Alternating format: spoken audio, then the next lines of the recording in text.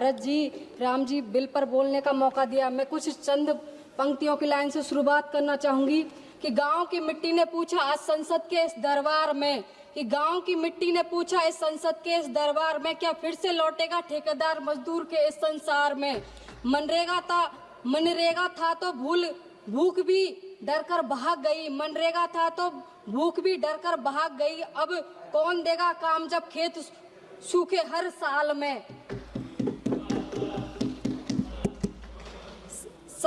सबसे पहले मैं यह कहना चाहती हूँ कि राष्ट्रपिता महात्मा गांधी का सम्मान पूरे विश्व में किया जाता है। यह एक भाजपा की वरिष्ठ नेता या फिर विदेश के दौरे पर जब जाते हैं, पर वहां जाते हैं तो बापू की प्रतिमा पर फूल अर्पित करते हैं। यहाँ देश में उनकी जो सोच है को मिटाने की कोशिश की जा रही है। मैं सदन में बताना चाहूंगी कि ये चाहे कुछ भी कहें, ये कभी न नेहरू को, ये कभी नेहरू हटाओ तो कभी गांधी को हटाओ, तो कभी इतिहास बदलो, कभी नाम बदलो। विगत 10 वर्षों से भाजपा सरकार में खुद ही यह कह रही है कि कोरोना के उपरांत में मात्र 7.61 परिवारों को ही साल में 100 दिन का रोजगार मिला है।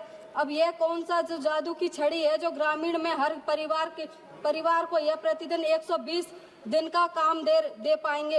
अंत में मैं यह कहना चाहूंगी, दूसरी तरफ केंद्र सरकार 100% का अनुदान करती थी, जो अब घटाकर 60% हो गया है। अब 40% योगदान राज्य सरकार भी करेगी। इससे राज्य सरकार को इस आर्थिक का भी बोझ झेलना पड़ेगा।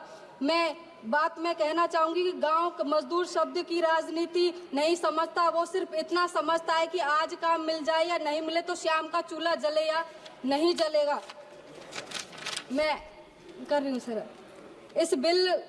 इस बिल के पारित होने से इस सब पर प्रभाव पड़ेगा। गांव के लिए स्वबद्धता खत्म ही हो जाएगी। केंद्र द्वारा जब कार्य का निर्णय लिया जाएगा तो इससे मनरेगा का भी स्वरूप ही एकदम खत्म ही हो जाएगा। इस बिल को पारित करके सारी शक्तियों का केंद्रीकरण भारत सरकार में ही होगा। इस बिल में एक प्रावधान है कि फसल कटाई के दरमियान 60 दिन तक कोई ग्रामीण विकास कार्य नहीं होगा। इससे किसानों को फसल कटाई के समय मजदूरों की कमी नहीं होगी, किंतु यह जरूरी नहीं कि हर गरीब मजदूर को कार्य मिले।